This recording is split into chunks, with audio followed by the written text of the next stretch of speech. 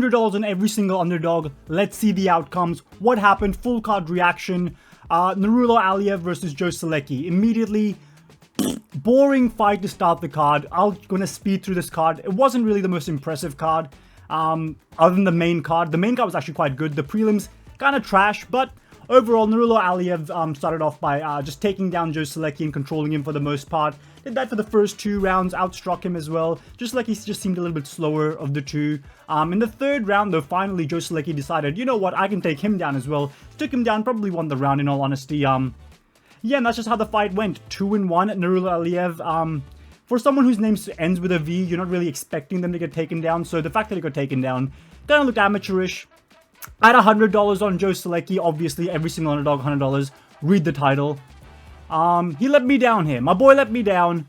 I was expecting to be let down, though. To be honest, by the end of the prelims, I was kind of struggling. I was getting to the point where I was just thinking to myself, shit, like, I'm going to lose a lot of money, but then later on, you'll find out what happens. Anyway, Fatima, Kline versus Victoria. Dudakova was her name. She did not fight like a dude on the other hand, though. She fought kind of I mean, honestly, now thinking back to it, I can't even quite remember what happened in this fight, but I do believe Dudakova basically started spamming wrestling and was just going for the takedown immediately from the start. No striking, no skill. It was a women's fight, but Fatima, I don't know, actually did quite well in all honesty. She showed that she was quite skilled on the feet. Her grappling exchanges was really nice. She kept reversing Dudakova. Dudakova was just like pure strength, trying to pure strength her. Kline, far more skilled, was able to reverse her a few times, get on top, control her, and eventually in the 2nd round got full mount, just bashed her Dudakova's head in, and then finished her off. And I was kind of thinking some of the women would be able to pull off some upsets because that's usually how these things go, but the ladies of mixed martial arts were letting me down today, and that's what happened here. Dudakova lets me down. This would have been a big one, so I was really hoping to hit it. Falls flat on my face on this one, though. Next, we have Magomed Gadzhiyasulov.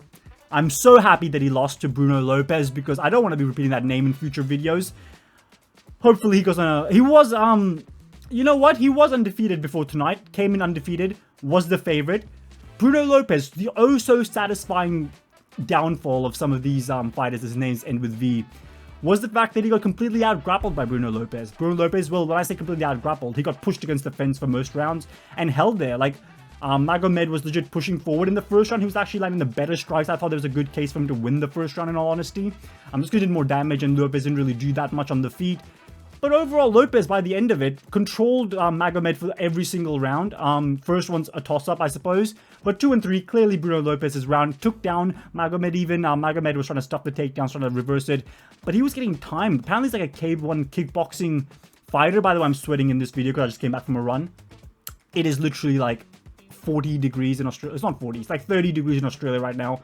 I went for a run. It's hot, right? It's hot. But anyway, Bruno Lopes ends up getting the win. The satisfying downfall of the Dagestanis. I will never be against that. I'm gonna dye my hair after this, so I wanted to make a video. Screw you.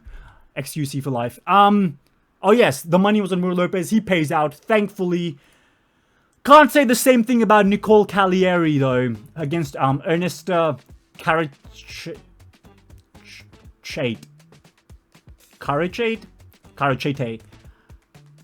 Ernest, even her first name, Jesus. Anyway, Caliari in this fight was...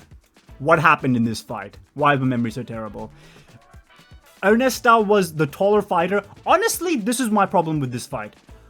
If the commentary was to be believed, this was like one of the most one-sided fights we've ever seen in our entire lives. Ernesta dominated every single round. Obviously, she's going to win. Michael Bisping on the commentary.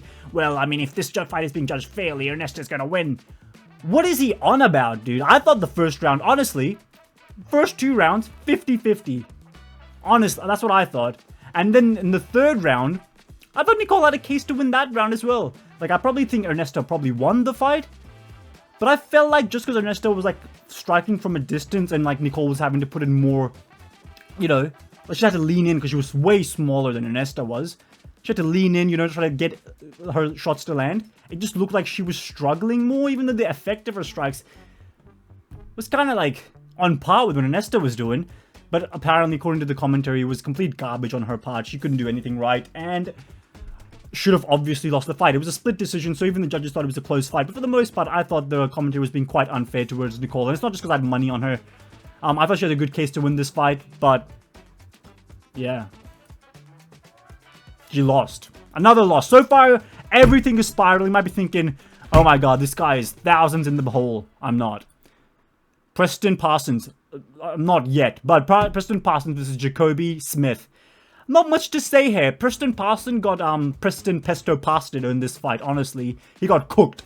It's basically what I'm trying to say. That was a very quick-witted on my behalf, but first round looks way slower than Jacobe Smith. Jacobe Smith ends up just chinning him in the first round. They're both trying to exchange. Pesto Pasta over here is thinking to himself, oh shit, you know, I'm losing this round, so let me just... and then gets KO'd. That's the best description. It was a first round KO. It was completely brutal. This was a late, short notice replacement for Pesto Pasta over here. Jacobe completely cooked him. You hate to see it, but at the end of the day, who cares about Pesto over here? He was 11-5 going into the fight. Now he's 11-6. Jacobe Smith still undefeated. And I'm in high spirits, because obviously I didn't lose money, as you can tell by the voice in my voice. Pesto Pasta had money on him, lost. So far as you're seeing this, only one of my fighters has won and pulled through for me. And that trend will not end right now. Oh no, this is the wrong fight. This was the last fight. Oh, I didn't... Well, that was the other fight that was meant to happen. I'm not going to edit this out. Thiago Moises versus Trey Ogden. Trey Ogden is actually garbage at fighting. I mean, I'm sorry. Thiago Moises... Like, you can't check one leg kick, my guy. Like, his leg got completely chewed up by Thiago Moises. Thiago Moises kept landing to his leg with his low kicks. Trey Ogden just there like, I'm just in...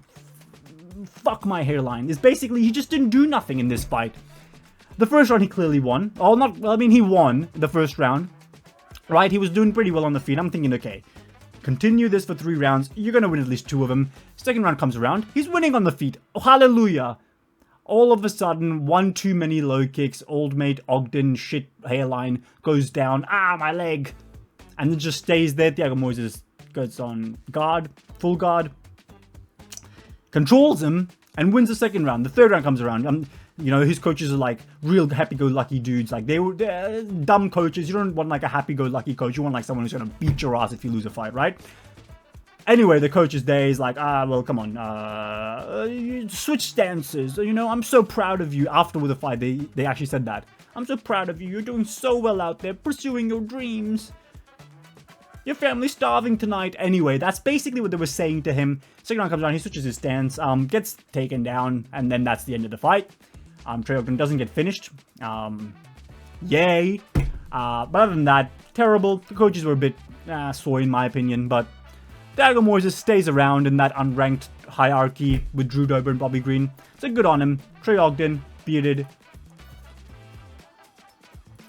Anyway, Ihor Potieria, Marco Tulio. First of all, why does the UFC commit hate crimes against Ihor Potieria? Like, surely just cut him. I know it's harsh and be like, well, his body, his choice. I don't know why I used those exact words. I'm just trying to be funny here. I meant nothing from that statement. Anyway, Ihor Potieria came out there, right, on a 4-fight losing streak. He's getting finished in the first round in most of his fights. And if he's not the first round, it's like the very start of the second. Master Tulio, first of all, low blow, punches him in the penis. Potieria is like, my penis. And then, you know, just, that's it. His penis got hit. I believe that was his penis that got hit. Or was it someone else's? No, that was someone else. No, he got eye poked. Right, Ihor Potieria got eye poked. The judge, the ref is like, okay, Potieria, well, how you doing? You okay to continue? Potieria is just like, oh shit, can I get out of this fight? No contest. The doctor comes in from the outside of the cage and he's telling him, dude, your eyes can literally fine. I can't like pull you out of this fight here. Potieria is like, oh shit, I have to go back and fight. Goes back to fight, gets KO'd in the first round. Brutal as well. Like, if there's something you can give Potieria, it's like the guy will try to get back on his feet, but he was trying to get back on his feet to no avail here. Got bloodied up, messed up real badly in like 20 seconds time, and then went out completely cold. There was a few early stoppages on this card, but for some reason the ref decided Potieria needs to die. And that's what happened. He's got some ugly tattoos on his arm. Jesus, that Rafael dos Anjos on his arm? Oh, that's just terrible to see. Anyway, gets KO'd. That's the end of Potieria. 5 fights I don't think he's coming back from. I had money on this guy. Listen, this was just free money I was giving to Ned's bet. I was just giving them free money at this point. I knew he wasn't going to win, obviously. Anywho, Jose Johnson versus Felipe Bunes. Felipe Bunes first round finish. Jose Johnson was looking alright. The fight goes to the ground. All of a sudden, Felipe Bunes is like, hold on a minute, I know jiu-jitsu. You're just a tall dude. He's just a tall dude. Gets his arm caught. But there's some struggle there. Eventually, gets him with the armbar. Finishes him off. And we finally end the prelims with only 2 of my underdogs hitting. And now I'm in dire straits. Now I'm thinking to myself, do I have what it takes to continue with this stupid YouTube channel? Just kidding, this is a great channel. And then the main card starts. We have Punahele Soriano versus Uros Medic. Paulo Costa lookalike over here. Wasn't going anywhere in his career. I actually didn't know how long he'd been in the UFC. He's been in the UFC for 5 years. I was thinking, shit, like, is he... You know what? I liked his chin. I was thinking, Medic looks like an old retired math teacher. Soriano looks like an actual Chad Paulo Costa hybrid. The fight starts. KOs Uros Medic in the first round. Brutally out cold goes Medic. And Soriano gets the win. And that's nothing else to break down. We start off the main card strong with this win from Soriano. The money keep rolling in, baby. And then we continue that with Christian Rodriguez versus Austin Bashi. Austin Bashi making his debut against Christian Rodriguez. Christian Rodriguez kind of like the fraud check of these young up-and-comers. Austin Bashi was undefeated. Christian Rodriguez is just moving up to the featherweight division from the bantamweight. And he looked good, in all honesty. He looked good. Austin Bashi, very one-dimensional, went for takedowns over and over and over again. Christian Rodriguez stuffed a few of them. On the feet was completely outstriking Austin Bashi. Austin Bashi kind of looks like a fully more developed Chase Hooper, in all honesty. So really good stuff to see here. Old mate Christian Rodriguez gets the win. I'm happy. I'm happy for my guy. My hair just looks fucked. I can just see it. I'm happy for my guy. He gets the win. Another underdog pulls through. I don't actually know why Austin Bashi was the favorite. I guess people like the fact that someone's undefeated, but came in against honestly, a fraud checking machine. That's 2 fraud checks he's committed now. Let's see if he can do some more. Let's see if he can keep the ball rolling, because I really like the way he fought in the featherweight division. I think he can, you know, string together a couple of wins in the featherweight division. Good stuff. And now the wins keep rolling. Not for this fight. Chris Curtis versus Roman Kopylov. Chris Curtis was doing pretty well in the first round. You can argue he won the first round, but I would probably go to Roman. It was very close on the feet, though. It could go either way, but I would have liked to see how the judges scored this fight. It was a stupid way to end the fight, by the way. And the second round comes around. I think Chris Curtis is just piecing up Roman Kopylov at this point. Like, he's bloodied up his face. He's just bleeding out of his eye or something like that. And he's just catching him with uppercuts over and over. And, like, he's looking great. And by the way, the end of the first round for the last 90 seconds, it was the Chris Curtis show. Second round, he's piecing him up, destroying him. All of a sudden, towards the end of the round, like, I'm talking about the last... You know what? Before that, Roman Kopylov goes for a strike on Chris Curtis. Chris Curtis parries the shot into his penis, gets hit on the penis, gets a break. Then later on in the round, gets eye poked by Roman Kopylov. At this point, the odds have been evened because Roman Kopylov was bleeding out of his eye. All of a sudden, Chris Curtis can't see out of his eye. Odds are evened. All of a sudden, Roman Kopylov in the last like 90 seconds starts taking over again. Chris Curtis still doing pretty well. It's pretty 50-50 on the feet, but now it's a lot closer. But Chris Curtis still winning. The second round's coming to an end, and fucking Chris Curtis with his big bubbly head gets rocked somehow. It was like, I didn't even realize he was going to get rocked. He just took a punch, stayed on his feet though, but that's just enough of a visual to like make him lose the round. And the third round comes around. Start of the round, gets wobbled again, just going blah, blah, blah. And then he's, you know, it's a 50-50 fight up and down points, very close, can go either way. Gets taken down, but gets back up on his feet to be fair. And Roman Kopylov really didn't do anything from the ground. So still Chris Curtis has a shot. Probably losing the third round though, let's be honest. At this point, it's just 1 and 2 for Curtis is the only argument. Probably. The third round's probably going to Kopylov. All of a sudden, Kopylov lands a head kick. Chris Curtis had his guard up, but it just gets through. All of a sudden, Chris Curtis is doing this, gets dropped, isn't finished, he's on his knees on the ground. Kopylov has walked off with like 2 seconds left on the clock. Chris Curtis just there like, he's still there, like he's not out cold, and the ref just stops it. 1 second left off that shit. He just got dropped, and not even like to the point where he like falls on his back. He's out cold, his legs gone. He's on his knees. Like, he was clearly rocked, but Koppler wasn't following up. There was nothing like that happening. Just let the fight go on. Let him go to a decision. And now that he gets finished, I think there's like a suspension for getting KO'd. So fuck this ref. He took off with Curtis's money, but screw Curtis as well. He's an old man. Like, he can talk the big game, but he can't fight. I mean, he can't fight the top of the top. Let's be honest here. He has a way of losing. He has a Philly shell, but he doesn't have the physical gifts of Sean Strickland. He isn't as tall or lanky. It was so close, but he couldn't get it done. Speaking of so close but can't get it done, Abdul Razak Al Hassan versus Cesar Almeida. Cesar Almeida was getting fraud checked. I mean, I was watching this fight and I was thinking to myself, holy shit, Ankalaev is going to have his way with Pereira, because Cesar Almeida is the guy that beat Pereira in K1 at Glory or whatever. Or kickboxing, I don't know if it was in Glory. Abdul Razak Al Hassan was mixing in the grappling. He's way smaller than Cesar Almeida, let me put that out there. Mixing in the grab, I'm thinking, holy shit, is this really going to be the underdog that pulls it off? All of a sudden, drops Cesar Almeida, follows him up, can't finish him. Cesar Almeida gets back on his feet. Cesar Almeida way taller than him, by the way. Is hunched up against the cage, and then I was no technique, no skill. That was what he was doing, just throwing. That's the kind of punches he was throwing, honestly. Gets caught down the middle, dropped, finished off, out cold, by the way. Like, I'm talking like 5-6 minutes after the fact he didn't stand up at all. So serves him right for being an absolute moron. First round finish. That by this time the card had really picked up, but as you can tell, I've only hit 4 of my underdogs. I am vastly under the breaking even point. But then, Gotenibio. Santiago Gotenibio versus Carlston Harris. Ponzinibbio gets dropped in the first round. All of a sudden, he's doing the Ponzinibbio, you know what I mean? Getting dropped, but then getting pieced up, getting dropped. His feet don't look like they're under him, falling over and all that shit. Second round comes around. All of a sudden, he's doing a lot better. Landing the strikes, doing well here, doing well there. It's going 1-1. He really badly bloodies up Carlston Harris. He's very badly bloodied up. He's getting the strikes. It's very 50-50 on the feet as well, but I think there was more pop to Ponzinibbio's shot. I think he was a little bit faster in this round as well. Didn't get dropped. Carlston Harris looked like he was getting rocked pretty badly, and there's also the visible damage, which just gives it to Ponzinibbio. The third round comes around. Same story, but all of a sudden, Ponzinibbio, the entire fight is trying to like land his big right hand, overhand. I don't know how Carlston Harris didn't see it coming. This is like the thing with unranked fighters. They can't adapt to like simple game plans like that. Like you see a right hand coming over and over again. Surely shoot a takedown, my guy. Surely at some point you're thinking to yourself, maybe I won't circle to my left every single time. You know?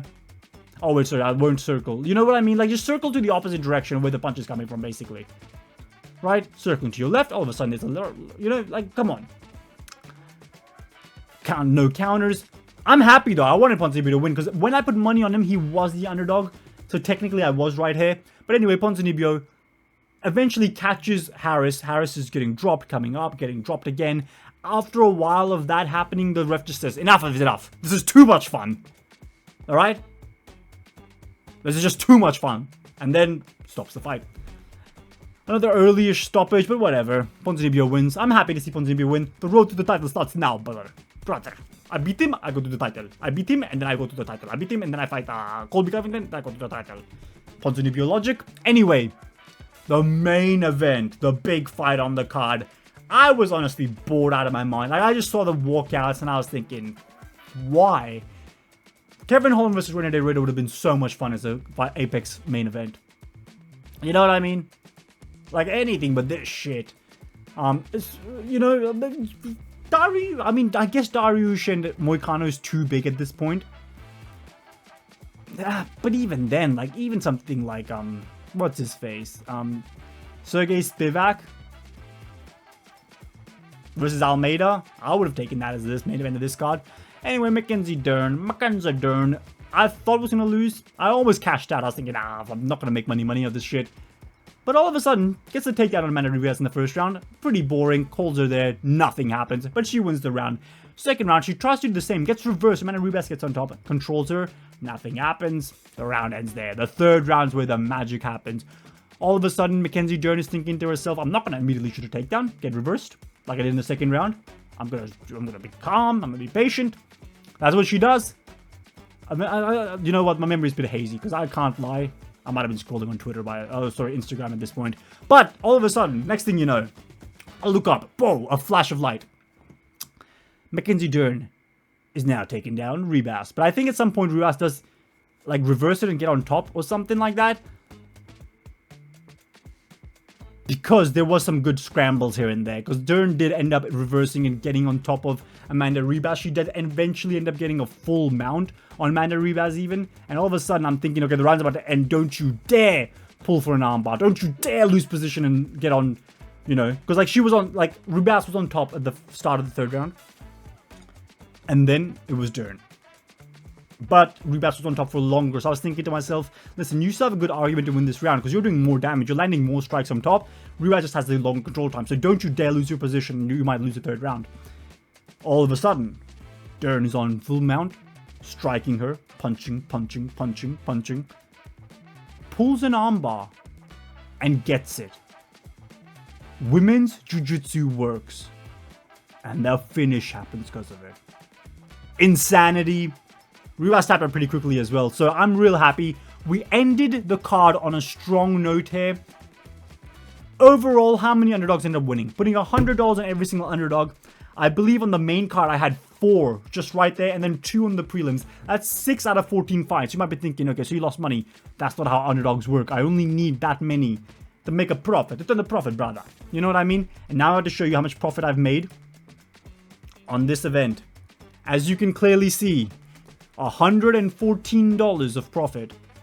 And the total profit, this is from UFC France last year, so about September, around about September, $1,835.44. And I actually make predictions sometimes. I don't always just do this random $100 shit. But anyway, that was the entire video. Now you know how I did. Like, share, and subscribe. But 192 subscribers now. I lost a subscriber somehow. But yeah, subscribe to me. Get me to 200 subscribers. That'd be quite fun. And like the video. Notification bell. Share the video. See ya. Felicia. Bye.